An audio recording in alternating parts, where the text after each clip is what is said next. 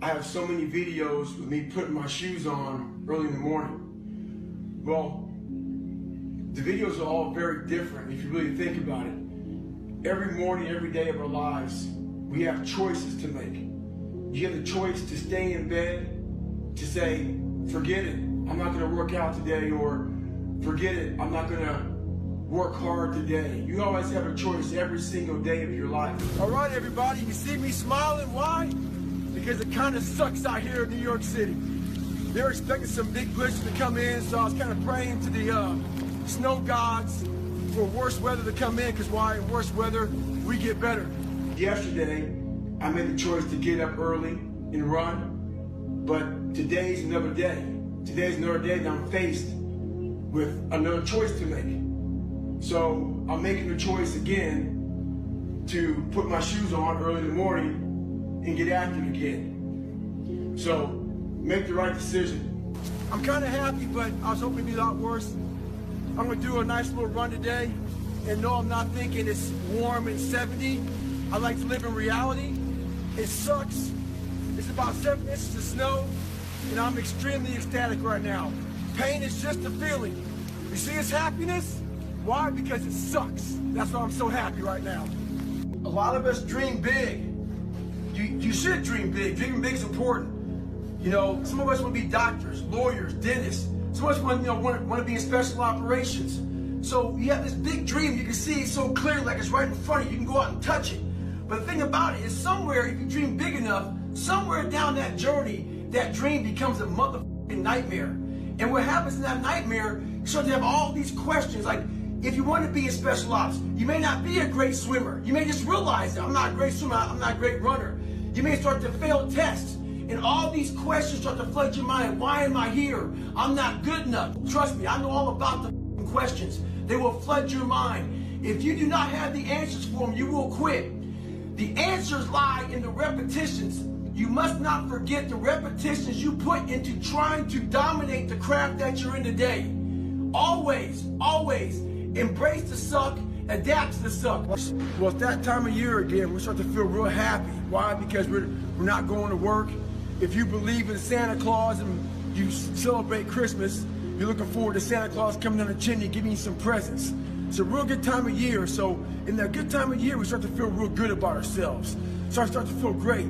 So we start making promises to ourselves about, hey, I'm gonna lose some weight. I'm gonna do better in school.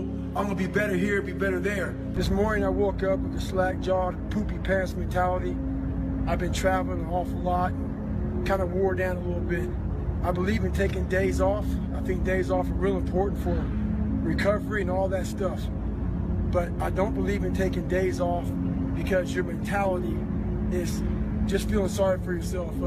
I deserve this, or I've earned that mentality. When all of that noise is gone, it's quiet, and it's you against you, and now all those endorphins are gone. And I promise you, mate, by getting up early and getting after it to go lose weight, study harder, guess what?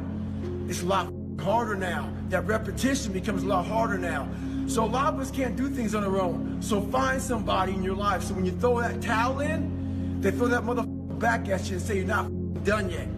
So we have, we all have one voice, and that one voice is very powerful. That says, hey, you've earned this, you deserve this, take time off, all that stuff. Start developing the other voice that fights that voice.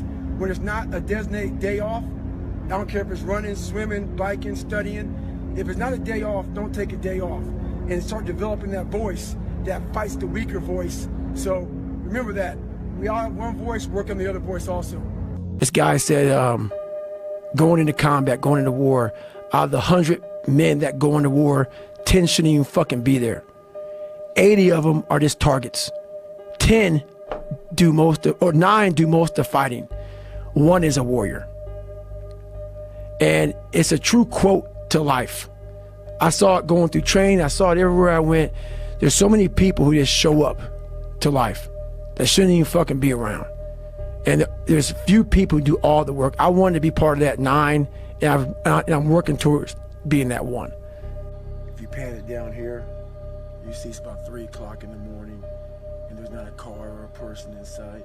If you pan over here, it's the same thing. Not a car or a person in sight. people want to know where I find my strength at, where I get my strength. I get it from a lot of places, but right now, this morning, I'm getting it from, there's not a motherfucker that's up. There's not a car, there's not a person. Everybody's in their bed, sleep, dreading that it's a Monday, hate it's a Monday, and I'm loving it. I'm loving that. While everybody's getting weaker, I'm getting stronger. It's not about the running, the swimming, the push-ups, the sit-ups. It's about what those things do for your mentality. You don't get better on a daggone couch. You get better by coming out here and getting the fuck after it every daggone day. Because this isn't a hack. This has to be in you. Something in you has to wake up. And usually the only person that can wake it up is you. You have to explore, examine the insides of yourself. And what do you really want out of life? Your friend, and a lot of people out here, just don't fucking want it.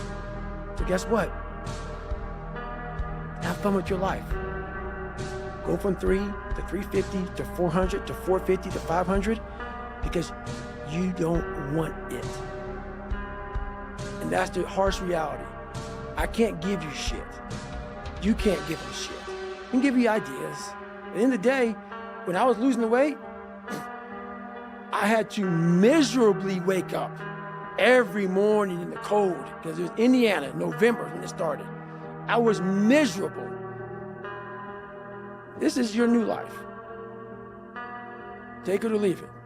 There's no happiness about it. There's no peace behind it. It sucks.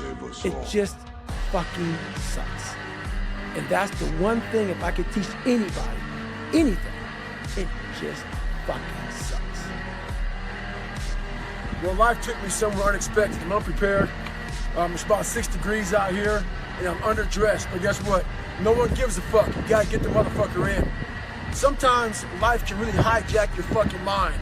When that happens to you, you're all fucked up. Your goals, your ambitions, everything is out the fucking window. In life, we all go through different things. Sometimes your girlfriend or boyfriend breaks up with you. Guess what? Get the fuck over it. They no longer want you. Maybe you failed a test in school. You worked your ass off. Guess what? You failed the fucking test. Get over it. Move past it. Learn to not let life hijack your brain. At work, you've been working your ass off for that new promotion. You don't fucking get it. Someone else does. Maybe they kiss better ass than you do. Guess what? Get over it. Life will hijack your mind if you let it. Don't allow all these things to make you a lesser person.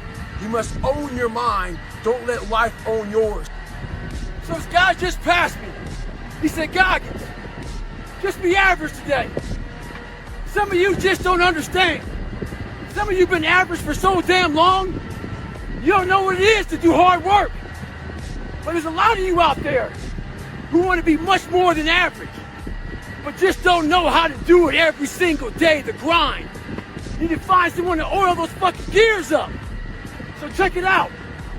This is a mindset. Maybe it's true, maybe it's not. But there's a motherfucker out there who wants what you have, who wants the position you are, who wants the job you have, who wants the wife that you have, or the husband. There's someone out there hungry and wants everything you fucking have. Maybe it's true, maybe it's not. But if it is, it's gonna be your ass. So make that a motivation for you. Stay hard. I built Goggins from the ground up.